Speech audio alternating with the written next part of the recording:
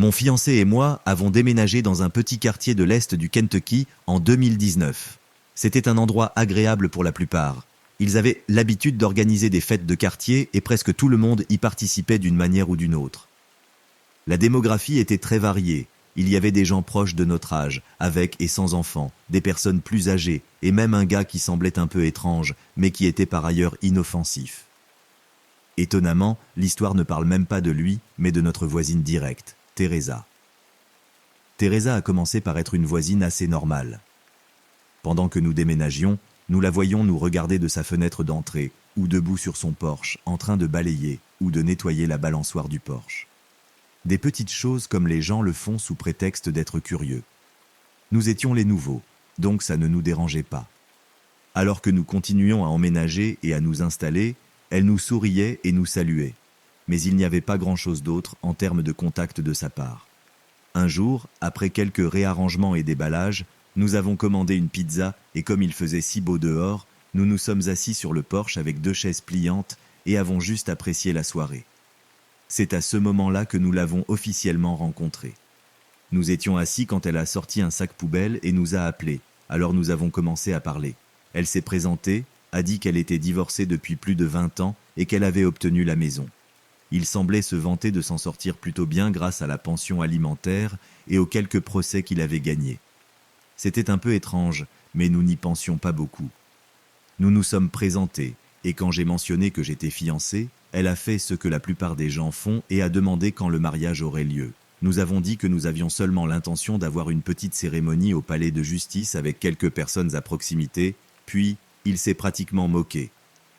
Il a parlé directement à Joanna, ma fiancée, lui disant qu'il espérait que j'en valais la peine si je n'étais pas prêt à lui donner le monde et à avoir un mariage extravagant, puis lui a dit de ne pas s'installer. Il en a ri après, mais c'était encore un peu grossier. Au début, se marier était important pour eux deux, mais une grande et coûteuse cérémonie ne l'était pas. Je lui ai même demandé à plusieurs reprises si elle était sûre que c'était ce qu'elle voulait, et elle a accepté. J'ai dû la convaincre d'au moins avoir un bon dîner avec nos amis proches et notre famille par la suite, car tout cela n'était vraiment pas grave pour elle. Mais après cette conversation, elle est restée là pendant un moment, puis a dit qu'elle nous laisserait tranquilles et est retournée à l'intérieur. Nous pensons simplement que c'est comme avoir l'un de ses voisins, et laissons faire. Quelques mois plus tard, nous étions assez installés, et comme l'automne approchait, nous voulions commencer à travailler sur la cour arrière pour qu'elle soit prête pour le printemps. Il y avait beaucoup de vignes mortes le long de la clôture d'intimité, des mauvaises herbes partout dans le lit de jardin surélevé à l'arrière que nous voulions utiliser pour démarrer notre propre potager, ainsi que de jolis arbustes qui avaient juste besoin d'un peu plus de soin. Après avoir nettoyé un peu, nous avons mis de la musique et nous nous sommes assis dans l'arrière-cour en buvant une bière et en appréciant notre travail. Peu de temps après, Teresa est sortie et a recommencé à nous parler. Nous avons mentionné tout ce que nous avions fait et Juana a proposé de la laisser passer par l'arrière-cour pour qu'elle puisse voir et elle a accepté. Elle est venue et semblait impressionnée par ce que nous avions fait. Lorsque Juana a commencé à évoquer ses projets pour une partie de la cour, Teresa l'a interrompue. « Vous devez vous débarrasser de ces buissons laids là-bas. Ils me rendent impossible de voir à l'intérieur de votre cour avec eux là-bas. J'ai essayé de le dire aux couples qui vivaient ici avant, mais ils ne m'ont jamais écouté. Surpris, je l'ai juste regardé, ne sachant pas comment répondre. Quand Juana a ri et a dit qu'elle n'avait aucune intention de les enlever, Teresa s'est moquée d'elle. Il a dit qu'ils pollinisèrent des arbustes, donc c'était bien de les avoir, mais qu'il les garderait taillés. Ils n'allaient pas de l'autre côté de la clôture, mais ils y restaient. Sinon, Teresa ne semblait pas satisfaite de cette réponse et nous a essentiellement dit « C'est votre jardin, je suppose », et est à peu près partie après cela. Nous avons tous deux convenu que nous pourrions en mettre plus si nécessaire. Dès lors, Teresa semblait être contre nous, ou plutôt contre Juana.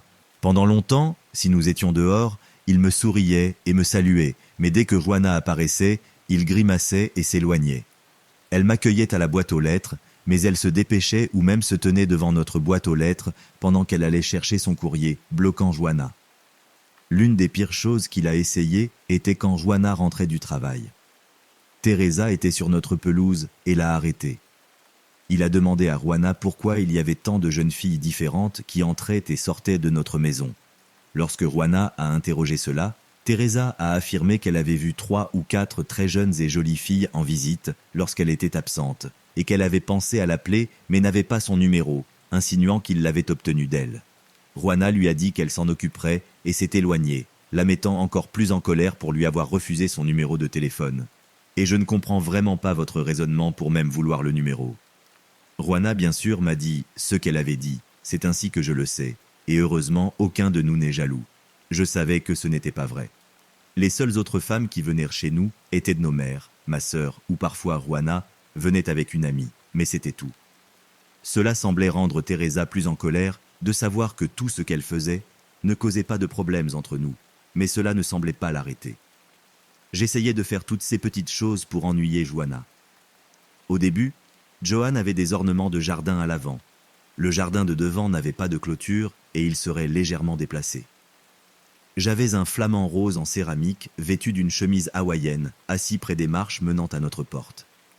Teresa l'avait déplacé au bord de notre jardin.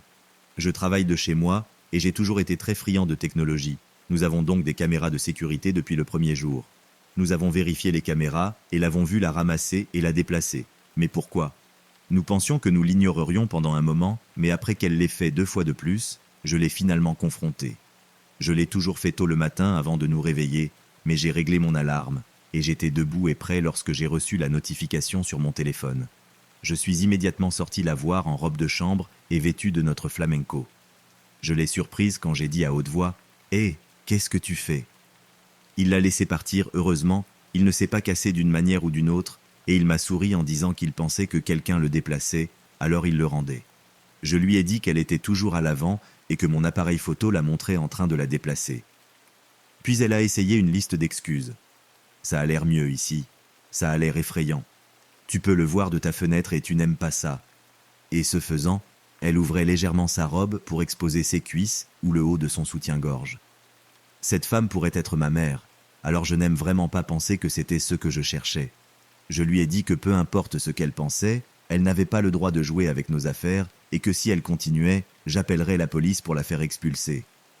Il sembla prendre l'allusion pas si subtile et partit rapidement. Je pensais vraiment que ça allait être la fin et que nous allions juste avoir un voisin grincheux, mais j'avais tellement tort. Nous n'avions pas beaucoup d'interaction avec elle, sauf qu'elle était hostile à nous deux maintenant, jusqu'à ce que les gens commencent à mentionner les cambriolages dans le quartier.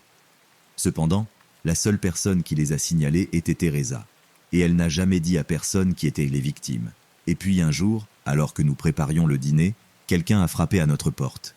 Je suis allé répondre et j'ai été surpris de voir 2 policiers debout là. Ils demandaient à entrer, et bien sûr je les ai laissés entrer. Je me suis assis sur le canapé pendant qu'ils expliquaient les récents vols dans la région. Puis ils ont mentionné que Teresa était une victime récente. J'ai été surpris. Nous n'avons rien entendu ni vu, alors je lui ai demandé si elle allait bien. Bien sûr, c'était une nuisance, mais je ne lui souhaitais aucun mal. L'un des policiers n'avait pas un très bon visage de poker et me regardait avec méfiance, tandis que l'autre gardait la même expression et m'en demandait plus à ce sujet, jusqu'à ce que les questions commencent à devenir plus accusatrices. Puis, il m'a été révélé que Teresa a affirmé qu'elle m'avait vu jeter la pierre à sa fenêtre. C'est pourquoi ils étaient ici pour me parler. Je leur ai dit qu'aucun de nous n'avait rien à voir avec ça et que nous étions restés à la maison tout le temps. Je leur ai même parlé de mes appareils photos et leur ai montré les photos. Ils les ont vérifiés, ils sont passés toute la journée et ils ne nous ont pas vus quitter la maison ou s'approcher de leur maison du tout. Je travaille à la maison et Juana avait la journée de congé, donc nous étions tous les deux à l'intérieur toute la journée. Satisfaits de ce qu'ils ont vu, ils ont dit qu'ils n'avaient aucune preuve et que ce n'était que des rumeurs. Alors, ils voulaient juste poser des questions. Ils se sont excusés pour l'intrusion et sont partis. Il était plus que furieux. Maintenant, il essayait de, nous piéger. Je commençais même à douter de tous les vols. A-t-elle cassé sa propre fenêtre juste pour rassembler tout ça ? Qui ferait quelque chose comme ça ? Mais juste au moment où je pensais que ça ne pouvait pas empirer, quelques nuits après cet incident, Juana et moi étions dans le salon en train de regarder la télévision quand il y a eu un fort fracas et notre baie vitrée avant a été brisée avec une pierre qui était maintenant sur le sol de notre salon. Johanna a couru vers la cuisine et a appelé la police, tandis que je m'approchais de la porte d'entrée en tenant maintenant la seule chose ressemblant à une arme que j'avais, un parapluie. Je suis sorti et je n'ai rien vu. Peut-être qu'ils ne se rendaient pas compte que nous étions à la maison et se sont enfuis quand ils ont entendu un cri.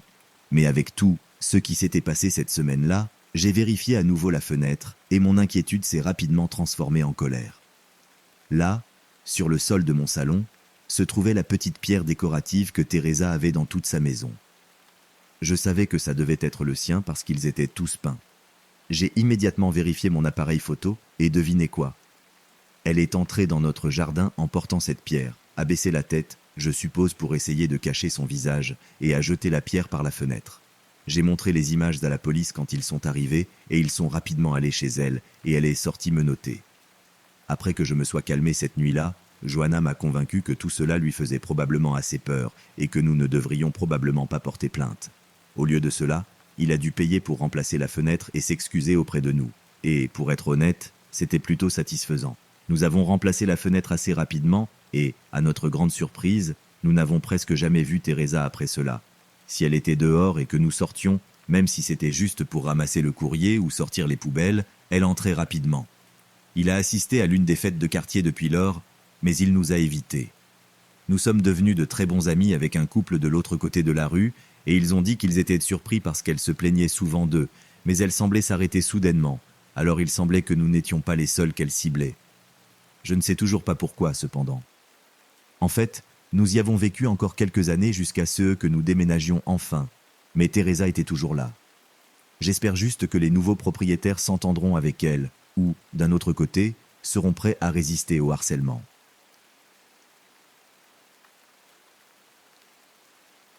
Salut encore, je suis Abigail.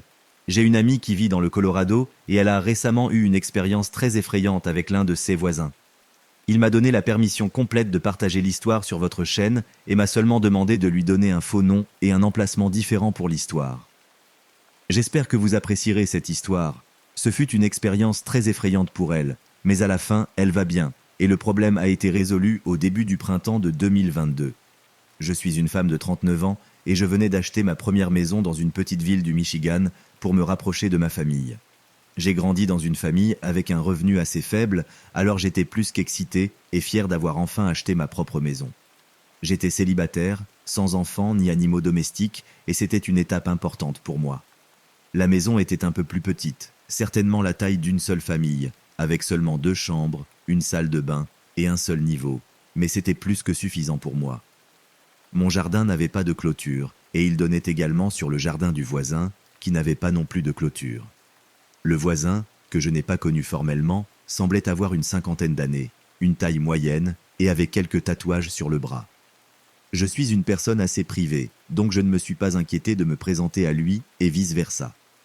Nous sommes tous les deux restés à l'écart, mais cela a vite changé. Quelques mois après avoir emménagé, je me suis réveillé un matin avec une tasse de café à la main et j'étais sur le point de m'asseoir sur mon porche qui donnait sur la cour arrière. Je me souviens que c'était un samedi parce que je n'avais pas à aller au travail. Ce jour-là, et j'avais prévu de profiter d'une matinée tranquille, juste en dégustant mon café et en lisant sur mon porche. Cependant, quand je suis sorti, j'ai remarqué quelque chose que je ne m'attendais pas à trouver dans ma cour. Mon voisin, que j'appellerai simplement Antonio dans cette histoire, avait installé une petite clôture grillagée. Au début, la plupart d'entre vous, comme moi, penseraient qu'il n'y a aucun problème tant qu'il se trouve sur la limite de propriété du voisin. Mais quand j'ai regardé de plus près, j'ai remarqué qu'il y avait une porte dans la clôture. Fondamentalement, la porte était juste au milieu de la clôture et s'ouvrait directement dans mon jardin. Curieux, je suis allé inspecter la clôture de plus près et j'ai vu que la barrière de clôture était installée pour passer entre ma cour et celle du voisin. La plupart des clôtures, lorsqu'elles sont installées dans une cour arrière, sont censées longer le périmètre du côté entre chaque propriété, donc avoir une porte ouverte semblait étrange. J'ai décidé de ne rien dire aux voisins à ce sujet, remarquant simplement que c'était étrange et mettant le problème au fond de mon esprit. Cependant, environ une semaine plus tard, une fois de plus, lorsque je suis sorti sur mon porche, j'ai remarqué quelque chose qui traînait au milieu de mon jardin. Je suis allé là-bas et j'ai vu que c'était une bouteille de bière vide. Je me suis penché et l'ai ramassée. Et j'ai remarqué que la porte entre mon patio et celui d'Antonio était complètement ouverte. J'ai regardé autour de moi et je n'ai vu Antonio nulle part. Mais je ne pouvais que supposer que la bouteille de bière vide et la barrière ouverte étaient son œuvre. Cela m'a définitivement mis en alerte et j'ai commencé à prendre plus de précautions avec lui. Les choses ont dégénéré rapidement, et le lendemain matin, quand je me suis levé, je préparais mon café du matin et j'ai entendu une détonation sur mon porche. J'ai rapidement ouvert la porte arrière et suis sorti sur le porche pour voir mon voisin assis sur l'une de mes chaises en train de fumer une cigarette. Elle n'avait même pas l'air surprise quand elle m'a vu. Consterné et un peu effrayé, je lui ai demandé ce qu'elle faisait sur ma propriété. Il m'a juste souri et a haussé les épaules. J'ai de nouveau exigé de savoir pourquoi il était sur ma propriété et lui ai demandé de partir immédiatement. Une fois de plus, il haussa simplement les épaules, se leva et s'éloigna du porche. Il est sorti par la porte de la clôture ouverte pendant que je lui criais avec colère de ne plus entrer dans ma propriété. Au début, trouver la bouteille de bière vide et la porte ouverte m'a mise en alerte, mais maintenant j'étais en état d'alerte et j'avais peur à ce sujet. J'en ai parlé à des amis et à ma famille, et ils m'ont suggéré de commencer à installer une caméra de sécurité sur mon porche arrière afin d'avoir des preuves matérielles si Antonio revenait un jour dans ma propriété. C'est donc ce que j'ai fait, et avec l'aide de mon beau-frère, la caméra a été installée. Ma sœur a également fait valoir que si la barrière de sa clôture s'ouvrait dans ma cour, je devrais aller jusqu'à mettre un cadenas sur la porte pour empêcher Antonio de pouvoir entrer dans ma cour. Je ne pensais pas que c'était nécessaire. Maintenant que j'avais la caméra installée, je me sentais un peu plus en paix avec la situation. Quelques semaines plus tard, vers 9 ou 10 heures du soir, j'étais dans ma chambre recroquevillé sur le lit, en train de lire un livre lorsque mon téléphone m'a informé d'un mouvement détecté sur la caméra de sécurité. Je vérifie les photos et, à ma grande horreur, je vois mon voisin debout sur mon porche, inspectant apparemment la porte. Malheureusement, il était verrouillé, mais le flux en direct de la caméra le montrait en train d'essayer d'ouvrir la poignée de porte. Horrifié, j'appuie sur le bouton du microphone de mon appareil photo et lui dis que je peux le voir et qu'elle devrait quitter ma propriété immédiatement. Antonio lève les yeux vers la caméra et montre ce même sourire indifférent, criant qu'il veut juste me parler. Je lui répète de partir et que je vais appeler la police. Je saute du lit et appelle la police en voyant Antonio debout sur mon porche. En bref, il est finalement parti avant l'arrivée de la police, mais il a reçu un avertissement d'intrusion et ce n'était toujours pas la fin. À partir de ce moment-là, je ne me sentais même plus à l'aise de mettre les pieds dans mon propre jardin. Tout travail de jardinage que j'ai fait, je l'ai fait avec appréhension, inquiet qu'Antonio soit dehors et essaie de s'approcher de moi. J'ai commencé le processus d'installation d'une clôture d'intimité dans ma cour, juste pour des mesures de sécurité supplémentaires.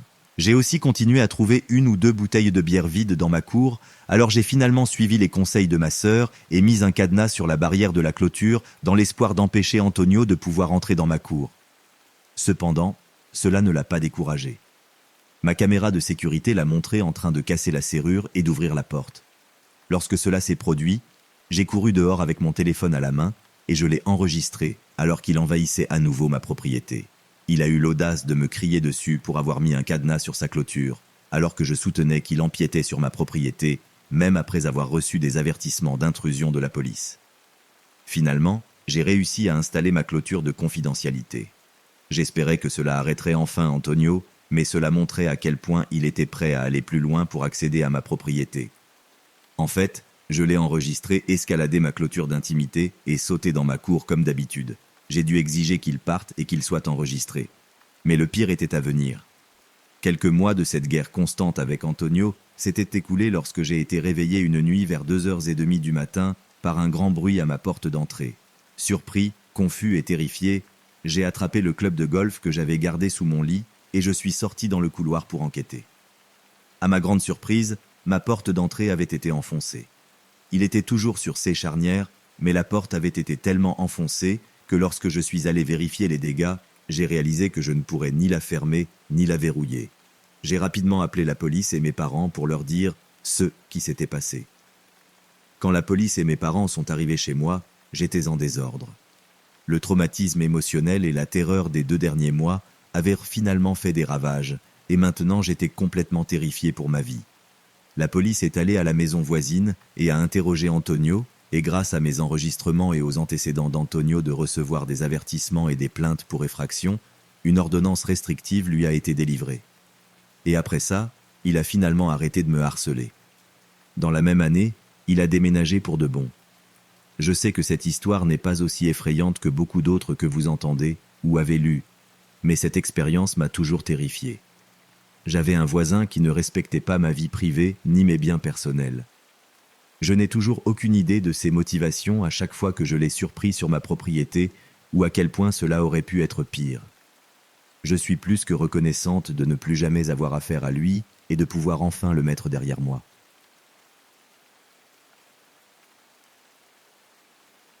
Quand j'avais 28 ans, je cherchais un nouvel endroit où vivre.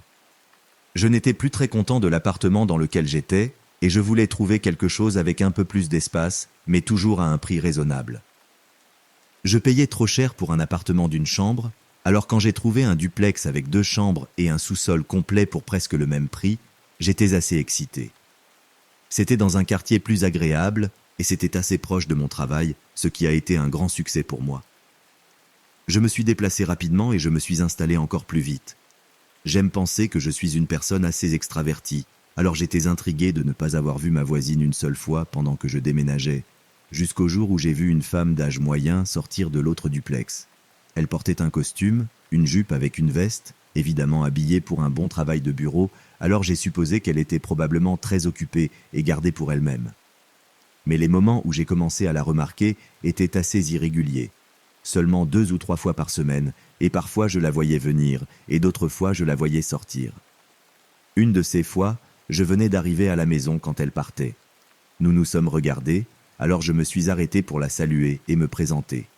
Elle était très gentille et m'a dit qu'elle s'appelait Manuela, mais elle n'habitait pas vraiment là-bas. Son père de 80 ans, Ramon, l'habitait.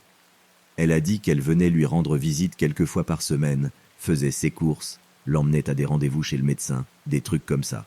Elle a également mentionné qu'il ne sortait pas beaucoup, donc je ne le verrais probablement pas beaucoup, mais qu'il me parlerait probablement beaucoup si je le voyais. Après avoir parlé un peu, il est parti et j'ai continué avec mes affaires. Depuis, je le voyais de temps en temps quand il ramassait son courrier ou sortait avec Manuela. Mais quand nous étions dehors en même temps, il me parlait de tout, ce qui lui passait par la tête. C'était définitivement un vieil homme gentil et le fait qu'il soit resté tout à fait seul m'a fait penser qu'il serait toujours un bon voisin. C'était quelques mois après mon emménagement. Un jour, je suis rentré du travail et j'ai vu Ramon assis sur la chaise de son côté de la cour, ne portant que son short cargo. Il avait un magazine enroulé et semblait chasser l'air de manière agaçante. Je me suis approché de lui et son visage s'est adouci et il a plaisanté en disant « Oh, comment était le travail, chérie ?» C'était juste qui j'étais et je m'en fichais. Nous avons parlé pendant un moment quand il a mentionné à quel point il détestait les moustiques. Il a suggéré un insectifuge et des bougies à la citronnelle pendant que nous parlions. J'ai mentionné comment j'avais l'habitude d'avoir des torches tiki sur le balcon de mon appartement pour pouvoir m'asseoir là sans être dérangé. Il m'a remercié et a dit qu'il rappellerait à Manuela d'en acheter la prochaine fois que j'irai faire les courses pour lui, puis nous nous sommes dit au revoir. Quelques jours plus tard, je l'ai revu dehors et de ma fenêtre j'ai vu cet homme vaporiser tout avec le spray anti-insectes. Il a pulvérisé ses jambes, ses bras, son torse et même sur lui-même, comme s'il était aspergé d'une brume. Cela me semblait vraiment étrange, mais ensuite j'ai pensé qu'il y avait peut-être quelque chose à propos des insectes, comme une phobie, ou peut-être qu'il avait peur d'être mordu, ou peut-être qu'il le dérangeait beaucoup. Ce n'était vraiment pas à moi de juger, alors j'ai laissé tomber. Cependant, c'est le lendemain soir que j'étais assis dans mon salon en train de dîner, quand j'ai commencé à sentir quelque chose d'étrange. C'était une forte odeur chimique, mais je ne pouvais pas dire de quoi il s'agissait.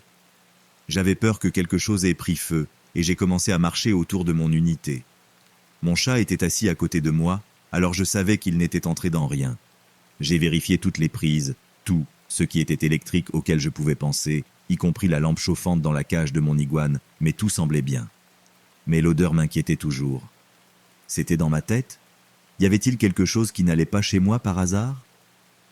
J'ai décidé de sortir devant pour prendre l'air et voir si je pouvais peut-être encore le sentir là-bas. La réponse était oui. Je pouvais certainement le sentir, mais j'avais aussi compris quelle était la source de l'odeur. C'était Ramon.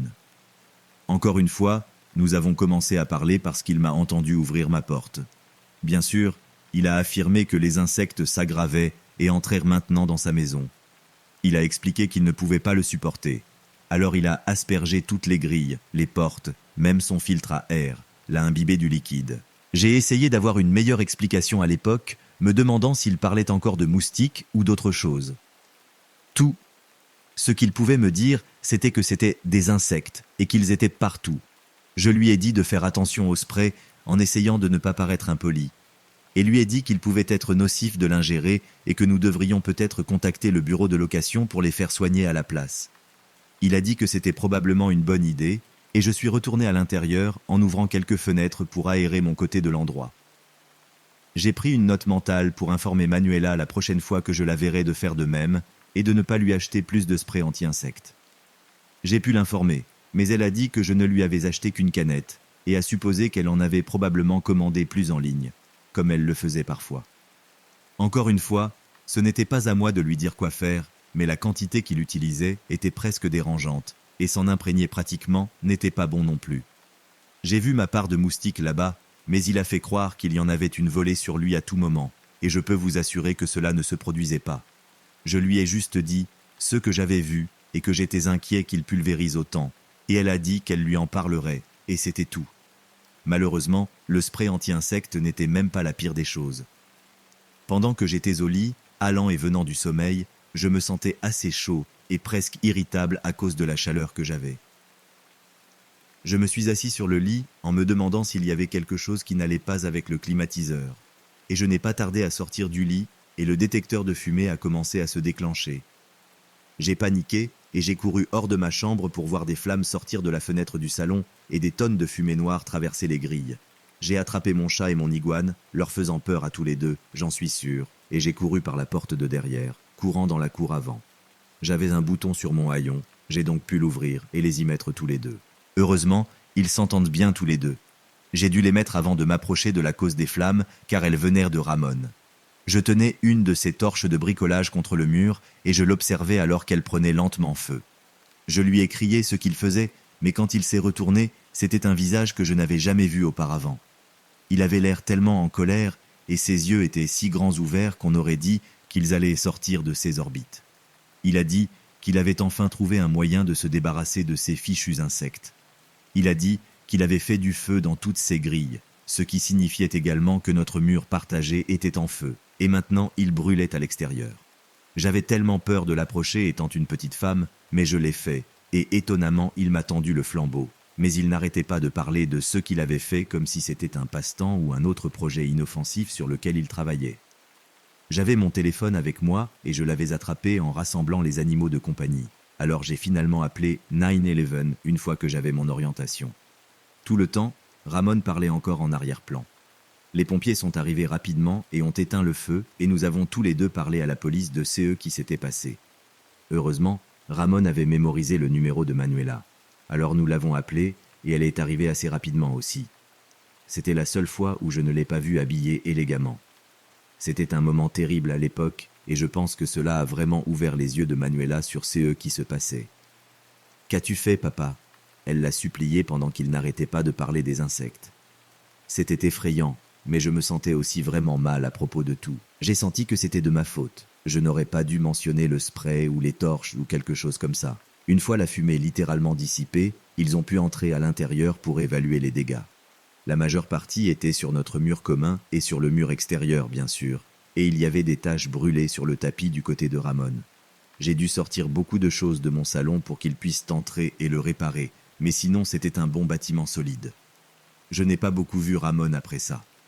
Manuela était venue chercher certaines de ses affaires, mais elle m'a dit qu'elle allait vivre avec elle pour le moment, et elle a dit que j'aurais dû le faire beaucoup plus tôt, en plaisantant que cela aurait économisé de l'essence de toute façon.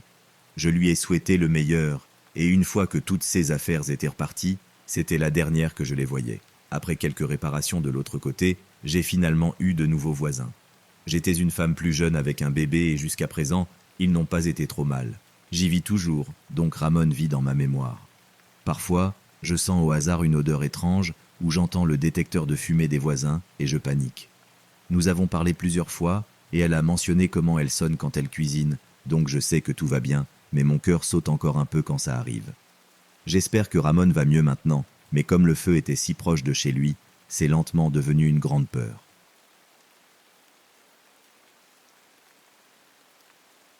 J'ai besoin de vous parler un peu de mon parcours pour que vous compreniez qui sont certaines de ces personnes. J'ai 28 ans et je suis une femme. J'ai emménagé dans la maison de mon partenaire qui a 29 ans lorsque nous nous sommes fiancés.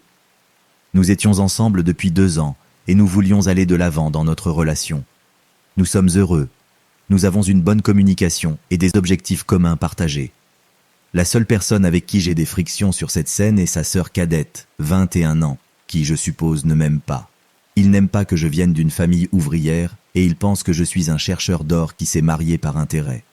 Peu importe ce que je fais, ce n'est jamais assez pour elle et elle a même essayé de saboter notre relation auparavant, allant jusqu'à créer de fausses captures d'écran pour mentir que je trompais mon partenaire.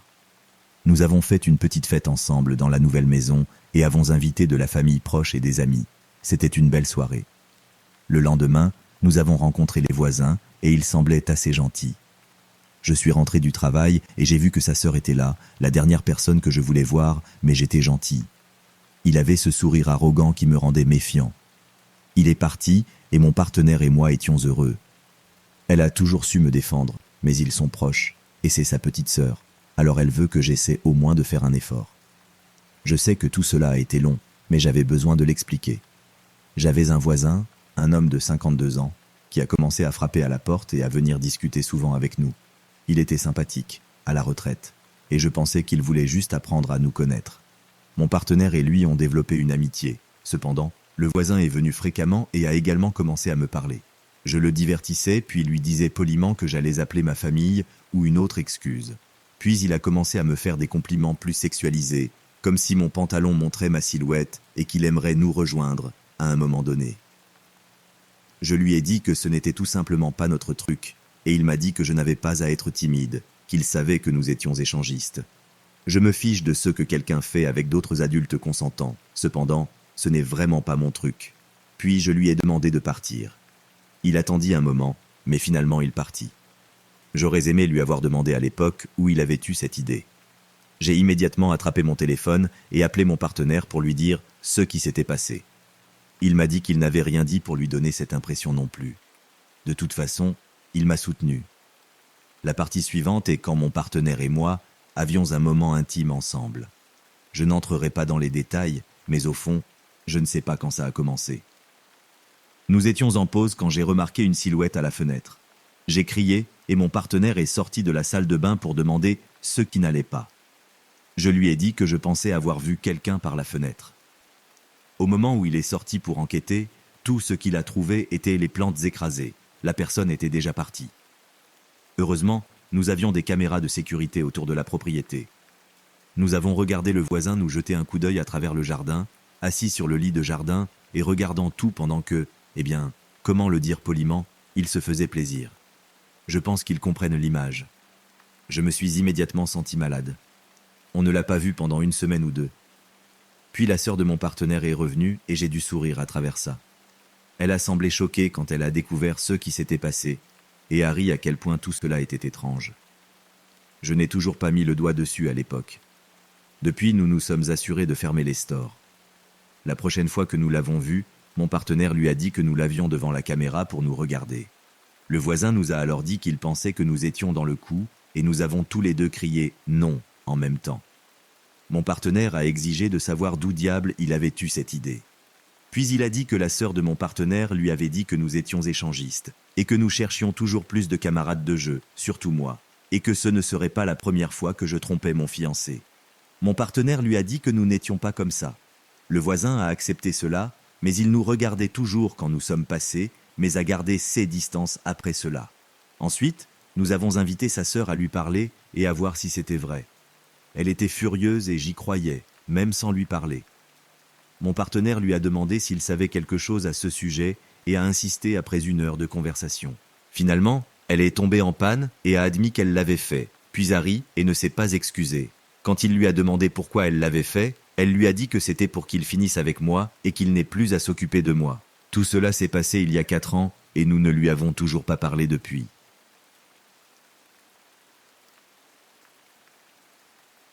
Je suis dans une impasse, et franchement je ne sais pas quoi faire.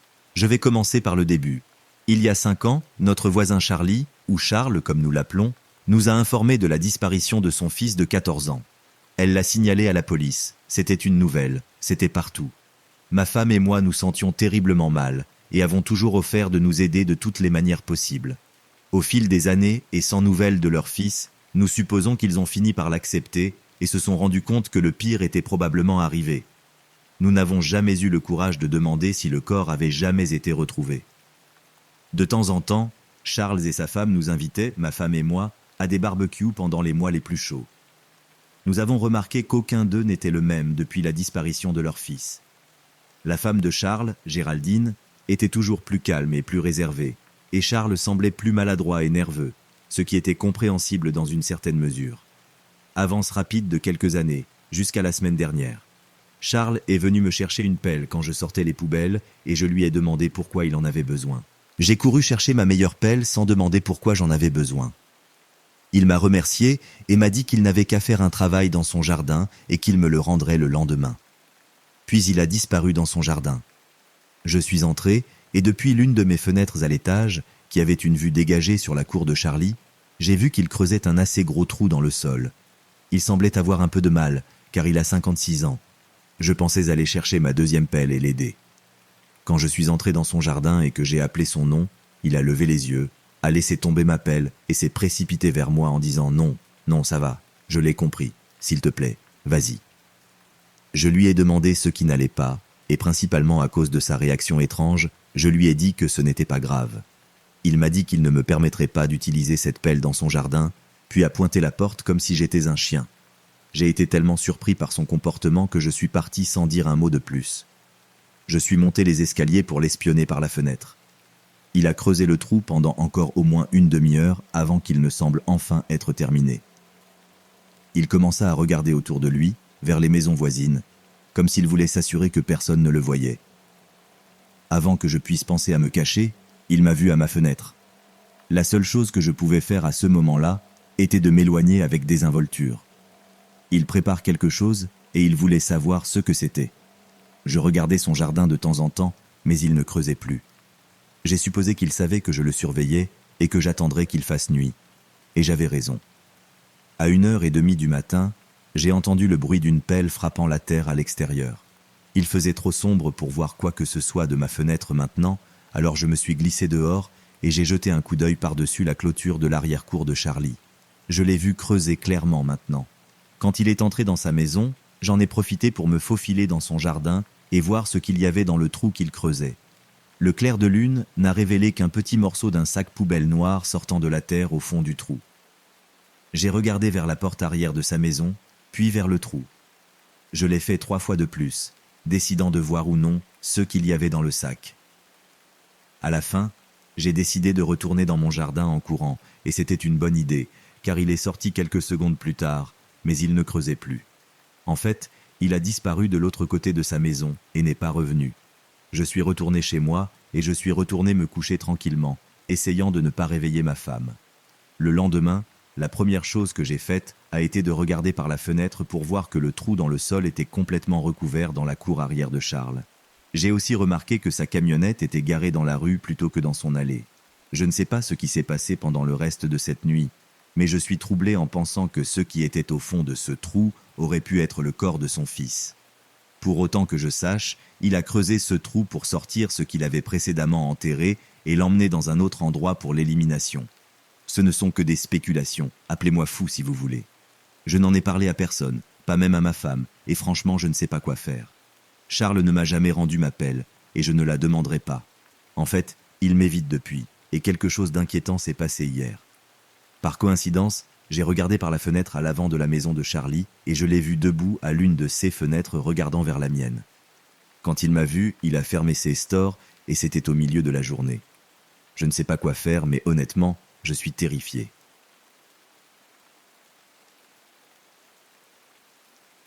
J'ai vécu dans 3 maisons dans ma vie, 2 avec ma famille et ma maison actuelle, où je vis seul. Nous avons vécu dans la première maison pendant les 15 premières années de ma vie et dans la deuxième maison pendant les 7 années suivantes avant de déménager dans ma maison actuelle. Cette expérience s'est produite dans ma première maison quand j'avais 15 ans, au cours des derniers mois où ma famille y a vécu. Je ne me souviens pas que ma famille soit vraiment amicale avec les voisins. En fait, il y avait 2 enfants vivant à côté avec leur père, avec qui mon frère et moi avions à peine parlé 1 ou 2 fois dans toute notre vie. Bien que cela semble étrange, nous connaissions les noms de Paul et de Thaddeus. Un jour, alors que mon frère et moi étions dehors en train de jouer au basket dans l'allée, l'un des 2 gars du quartier est sorti et s'est approché de nous pour entamer une conversation. Je ne me souviens pas exactement de ce que nous nous sommes dit, mais je me souviens que la première chose qu'il nous a demandé était s'il était vrai que nous déménagions. Étant le frère aîné, j'étais celui qui parlait le plus, sinon la totalité. Thaddeus, qui avait probablement le même âge que moi, n'a jamais demandé. À la fin de la conversation, il m'a invité à aller avec lui et son frère tirer des plombs au bord de la rivière, dans la forêt au bout de la rue, le lendemain. J'ai accepté car c'était le week-end et je n'avais rien d'autre à faire de toute façon. Mon petit frère a demandé s'il pouvait venir au dernier moment, ne supposant pas automatiquement qu'il était invité aussi. Thaddeus a répondu oui, puis est parti. Le lendemain, environ 1 heure avant le crépuscule, Paul et Thaddeus sonnèrent à la porte. Nous avons ouvert la porte rapidement parce que nos parents ne savaient pas que nous allions tirer des plombs.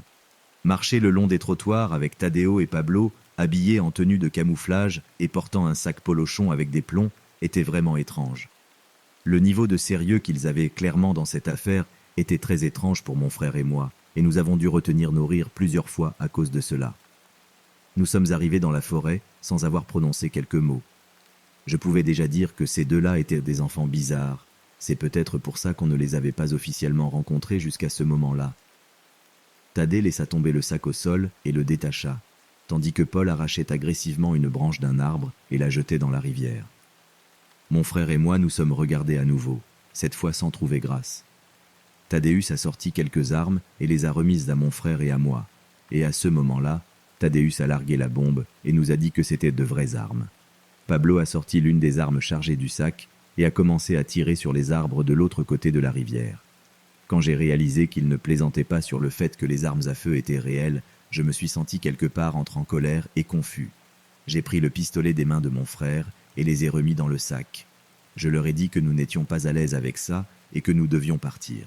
Pablo a arrêté de tirer et ils nous ont tous les deux regardés avec des expressions qui semblaient à moitié en colère. L'un des deux gars nous a crié une chose grossière alors que nous partions. J'ai toujours eu le sentiment que ces deux-là étaient de mauvais enfants, mais cela l'a confirmé. J'ai dit à mon frère de ne plus leur parler le reste du temps où nous vivrons là-bas. Nous avons dit à nos parents à table, ce soir-là, qu'ils étaient vraiment des enfants difficiles, mais nous n'avons pas mentionné le problème des armes à feu. Cette nuit-là, je me suis réveillé avec un souffle d'air froid qui m'a frappé au visage. Ma fenêtre était complètement ouverte. J'ai senti quelque chose de dur appuyé contre l'arrière de ma tête alors que je regardais par la fenêtre et que quelqu'un derrière moi disait « Chut !» D'une manière ou d'une autre, je n'ai pas crié ni sauté, je suis juste resté calme. J'ai pu rapidement comprendre ce qui se passait. J'ai entendu la voix de Thaddeus chuchoter derrière ma tête. Il m'a dit que si jamais je parlais à quelqu'un, en particulier à son père, des armes à feu ou de la visite, il reviendrait et me tuerait, moi et toute ma famille. J'ai répondu d'une voix calme et tremblante « Ça va ». Il m'a poussé la tête avec son arme avant de sortir par la fenêtre. Chaque nuit suivante, pendant des mois, je voyais Thaddeus ou Pablo à une fenêtre spécifique de sa maison regardant vers ma chambre ou celle de mon frère. Son comportement devenait de plus en plus étrange à mesure que nous approchions de la date de notre déménagement. Juste une semaine avant notre emménagement, une nuit, vers 1 heure du matin, une pierre a été jetée à ma fenêtre. J'ai ouvert ma fenêtre et j'ai vu Thaddeus pointer un pistolet vers la fenêtre et j'ai eu l'impression que j'allais mourir. Je suis tombé au sol seulement pour entendre les deux garçons éclater de rire. J'ai entendu l'un d'eux m'appeler un idiot. Il y a eu 2 autres fois cette semaine-là où mon frère ou moi étions pris à partie par les deux et à la fin, je ne pouvais pas penser à un moment plus parfait pour emménager et sortir de là. Après toutes ces années, ni mon frère ni moi n'avons parlé à personne des garçons ou de leurs menaces. Tout. Ce que je sais, c'est que ces 2 gars avaient des problèmes, et c'était une bonne chose que nous ayons déménagé quand nous l'avons fait.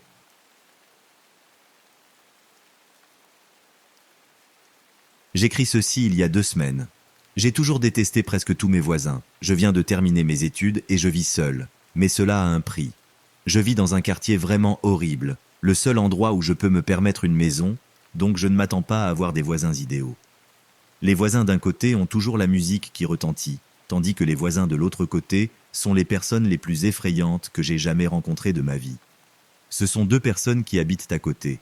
Une femme d'une 60aine d'années qui n'est pas du tout amicale, et honnêtement, il semble qu'elle n'ait pas tout à fait raison dans la tête. Et une femme un peu plus jeune qui a une sorte de grave handicap mental. Je n'ai aucune idée de la relation entre les deux.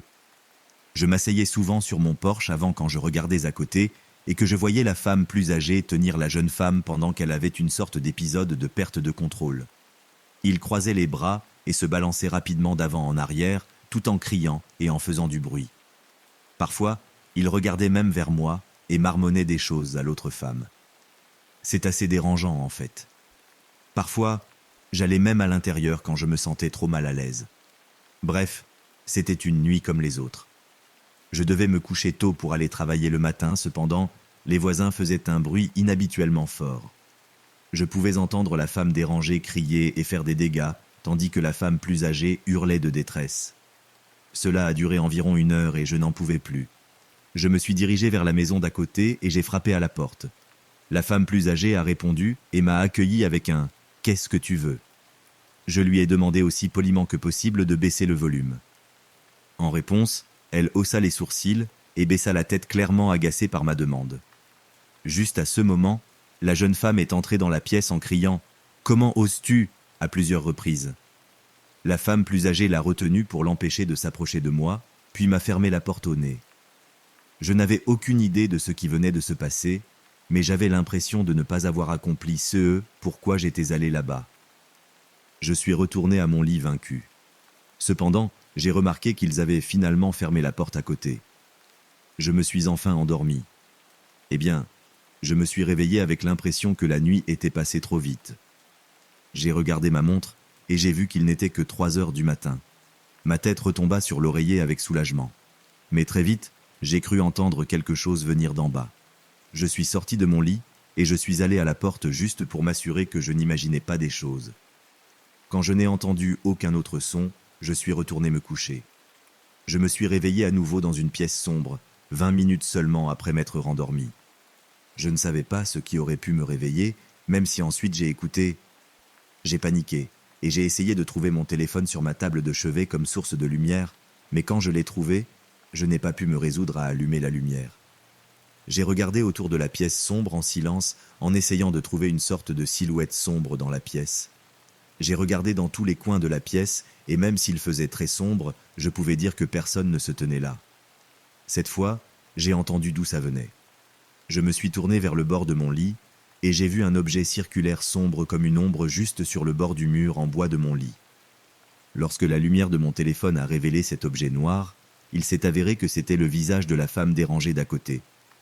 Elle a crié comme le fou qu'elle aimait. J'ai crié aussi. J'ai crié alors que je courais maladroitement vers la porte et trébuchais à mi-chemin, regardant en arrière pour voir la femme qui me suivait. J'ai fermé la porte de ma chambre derrière moi et j'ai couru en bas, où j'ai verrouillé la porte menant à l'étage. J'ai appelé la police pendant que la femme frappait à la porte en criant des choses incompréhensibles. Quand les flics sont arrivés, je leur ai dit que la femme habitait à côté et qu'elle était mentalement dérangée. La femme plus âgée d'à côté est venue après avoir entendu toute l'agitation et a parlé aux flics, les suppliant de la laisser partir, mais ils ont insisté pour l'emmener au moins cette nuit-là. L'un des officiers m'a demandé si je voulais porter plainte, et pendant que je demandais, la femme plus âgée m'a jeté le regard le plus méchant et le plus haineux imaginable. J'ai choisi de ne pas porter plainte, mais son regard n'a pas changé. Les officiers ont emmené la vieille dame pendant que la femme plus âgée continuait de me regarder alors que je rentrais chez elle. 5 minutes plus tard, je l'ai vue monter dans sa voiture et partir. Ces deux-là habitent toujours à côté. J'envisage sérieusement de déménager parce que la femme effrayante d'à côté montre clairement qu'elle me méprise. Et j'ai conclu que la femme handicapée mentale est non seulement effrayante, mais aussi dangereuse.